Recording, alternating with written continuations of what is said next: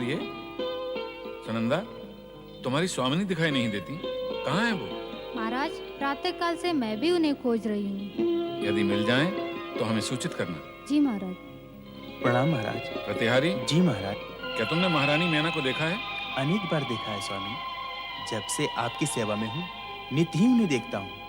नर बुद्धि, हम पूछ रहे हैं, क्या तुमने महारानी को आज देखा है? क्या तुम बता सकते हो कि वो कहाँ है? क्षमा करें महाराज, विगत कुछ दिनों से मैं उनके दर्शन नहीं कर सका हूँ। पता नहीं महारानी कहाँ गई होगी। महाराज, कुलगुरु ऋषि गर्ग पधार रहे हैं। गुरुदेव, अपने सेवक का प्रणाम स्वीकार करें। आयुष्मान भव, कल्याण भव। पधारिए गुरुदेव।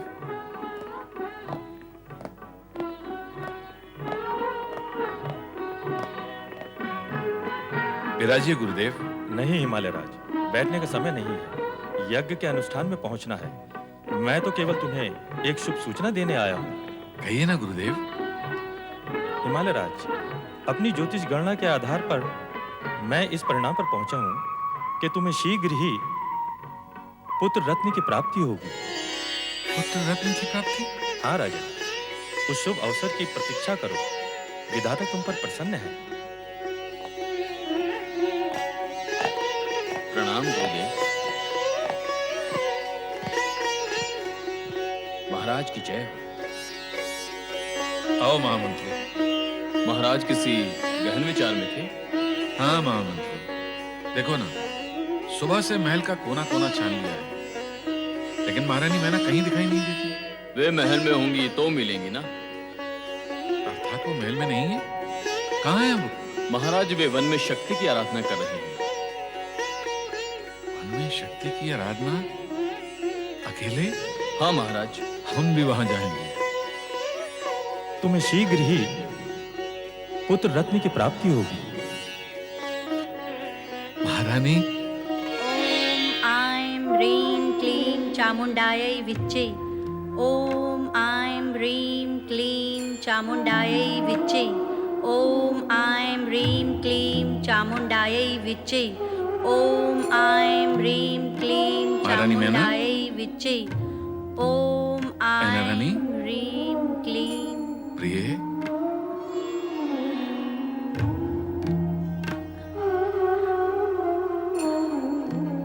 स्वामी, आप यहाँ? आश्चर्य तो मुझे होना चाहिए महारानी। मैं जिज्ञासु हूँ ये जानने के लिए कि आप यहाँ इस निर्जन वन में अकेले। हम दोनों ने साथ साथ शक्ति की आराधना का निश्चय किया था, फिर आप मुझे अकेला छोड़कर क्यों चली आई? स्वामी, आप माँ सती के वरदान की बात भूल गए क्या? यह आराधना तो मुझे अकेले ही करनी है। मैं भूला नहीं हूँ प्रिय।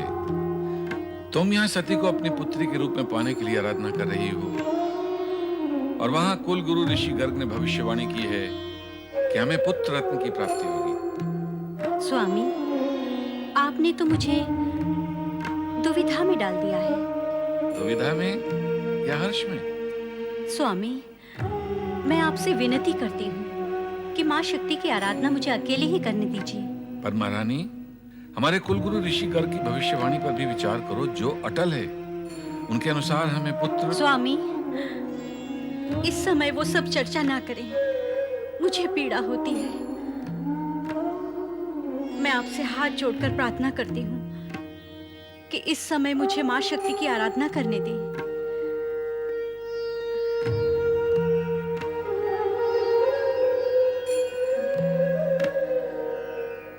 ओम आइम ह्रीम क्लीम चामुंडायै विच्चे।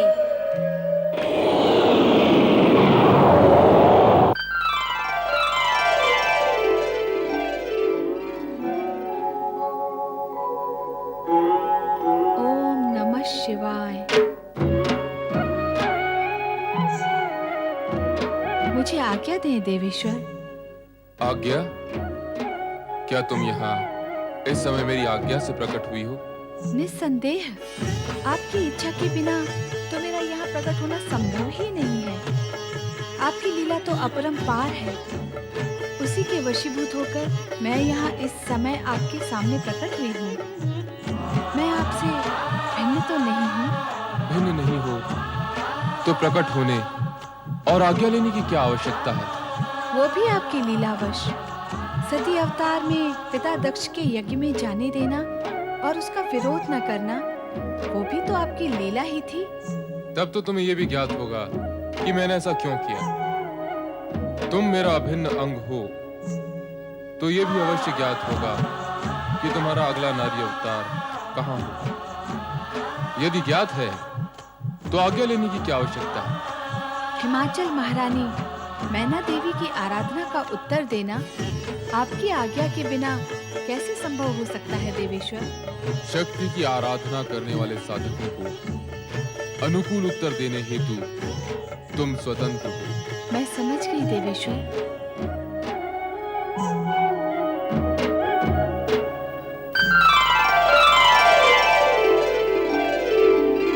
ओम ऐं ह्रीं क्लीं चामुण्डायै विच्चै।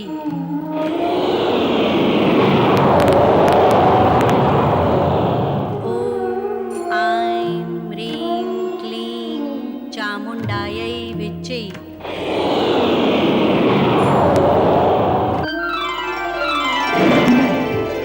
ओम ऐं ह्रीं क्लीं चामुण्डायै विच्चै।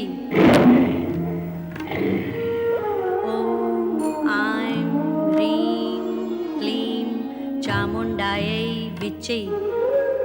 ओम ऐं ह्रीं क्लीं चामुण्डायै विच्चै। महारानी मैना,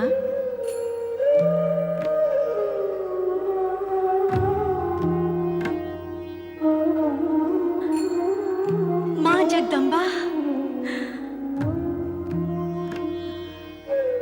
मैना रानी, मैं तुम्हारी भक्ति और आराधना से प्रसन्न हुई। माँ जगदम्बा, अब मुझे भी प्रसन्न कीजिए। आपने मेरे घर पुत्री बनकर जन्म लेने का जो वरदान मुझे दिया था, उसे पूर्ण करो माँ। उसी उद्देश्य की पूर्ति हेतु तो मैं प्रकट हुई हूँ। मैं पुत्री के रूप में तुम्हारे गर्भ से अवश्य जन्म लूंगी, किंतु ऋषि गर्ग की भविष्यवाणी और तुम्हारे पति की मनोकामना पूर्ण होने के पश्चात प्रथम तुम एक पुत्र की माता बनोगी, उसके पश्चात मैं जन्म लूंगी। उस समय की तुम्हें प्रतीक्षा करनी होगी। तुम्हारी आराधना पूर्ण हुई, अब तुम अपने महल लौट जाओ।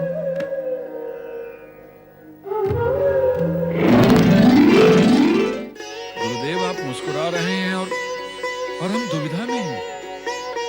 दुविधा का कारण?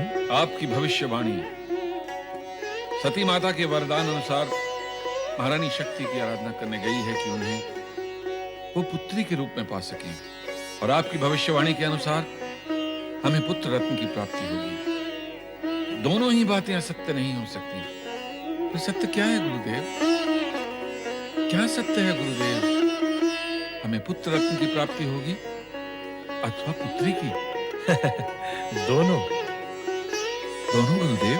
हाँ राजन, मैना महारानी पहले पुत्र को जन्म देगी, फिर पुत्री को। हाँ स्वामी, माँ शक्ति ने भी यही वरदान दिया है जो राजगुरु गर्ग कह रहे थे। मेरा प्रणाम स्वीकार हो। अखंड सौभाग्यवती भव, पुत्रवान भव, पुत्रीवान भव। अब तो तुम्हारी दुविधा दूर हुई राजन? हाँ गुरुदेव, माँ शक्ति की कृपा और आपके आशीर्वाद से अब कोई दुविधा नहीं। हमारी मंगल कामना और आशीर्वाद सदा तुम्हारे साथ है राजन।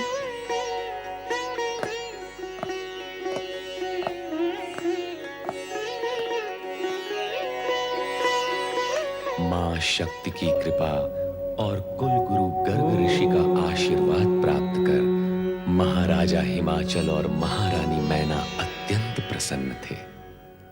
किंतु देवराज इंद्र और देवगण तारकासुर के आतंक से भयभीत होकर भय के निराकरण का कोई मार्ग खोज रहे थे। तभी उनकी भेंट आकाश में विचरण करते हुए देवर्षि नारद से हो गई।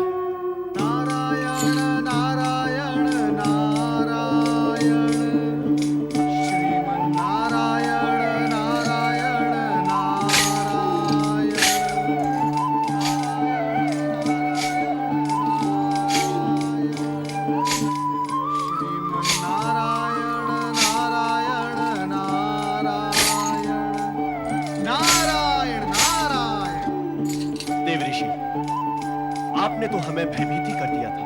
भयभीत तो खोटे मन और मलिन चरित्र वाले होते हैं देवराज। आप क्यों भयभीत हो रहे हैं? हमारे दुर्दिनों में आप भी तीखे प्रहार कर रहे हैं देवर्षि। नारायण नारायण, मैं प्रहार सहता हूँ, करता नहीं।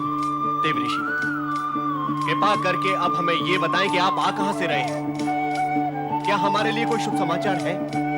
मैं तो मात्र शुभ और अशुभ समाचार का वाहक बनकर रह गया। फिर भी तुम्हारे लिए एक समाचार है। क्या समाचार है? कहे देवर्षि। महारानी, मैना रानी की शक्ति आराधना सफल हो गई है। अब मां शक्ति उनके यहाँ पुत्री रूप में जन्म लेंगी। प्रसन्न होने में शीघ्रता न करें, क्योंकि पुत्री का जन्म पुत्र जन्म के पश्चात होगा। क्या? भयभीत होने की आवश्यकता नहीं। कार्य कुछ विलंब से होगा, किंतु होगा अवश्य। देवराज इंद्र, भविष्य में सावधान रहें और परमपिता ब्रह्मदेव की चेतावनी याद रहे। आपके लिए फिर तारकासुर जन्म ले सकता है, किंतु आपके उद्धार के लिए मां शक्ति अथवा मां सती फिर जन्म नहीं लेंगी। देव ऋषि, तारकासुर के वध होने तक के अस्थायी समय के लिए कोई उपाय बता दें। देवराज, मैं आपकी और समस्त देवगण की इस दयनीय परिस्थिति से भलीभांति परिचित हूं। मैं ये भी जानता हूं कि कोई भी समय, किसी भी परिस्थिति का एकमात्र उपाय है भगवान भोलेनाथ के पंचाक्षरी मंत्र का जाप। ओम नमः शिवाय। अर्थात आज का ये दिन अत्यंत शुभ है। आज नंदी और सुयेशा के विवाह की वर्षगांठ है। इसी कारण कैलाश पर शिव जी की विशेष पूजा एवं प्रार्थना का नंदी ने आयोजन किया है। देव ऋषि, आपका संकेत है कि हम सब देवगण वहां जाकर शिव की प्रार्थना करें। सत्य यही है, किंतु ध्यान रहे, प्रार्थना और स्तुति सदा प्रसन्न मन से करते हैं। आपके मुख पर विषाद न दिखाई दे।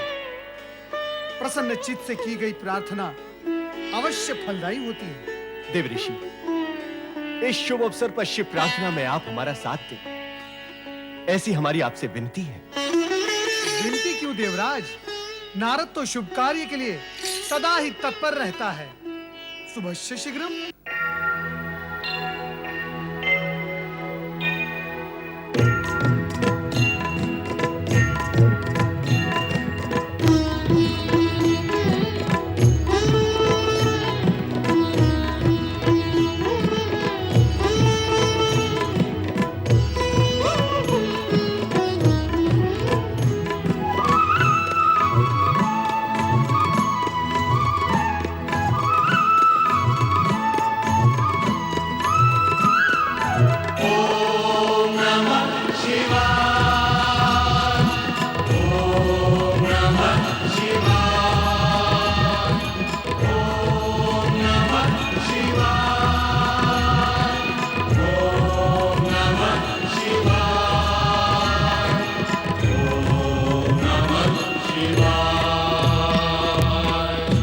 जल थल में हर एक पल में दसों दिशाओं में भोर निशा में।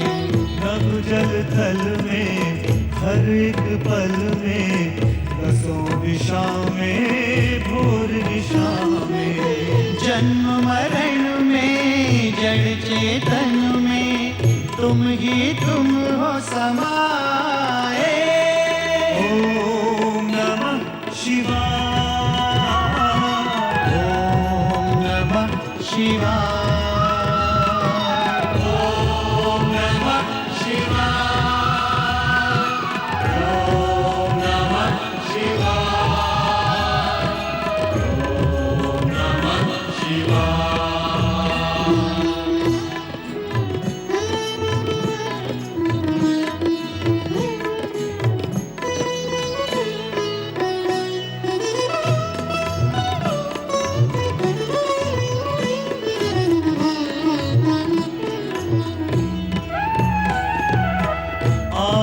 अनंता तुम भयहंता कैलाशवासी हो अविनाशी आदि अनंता तुम भय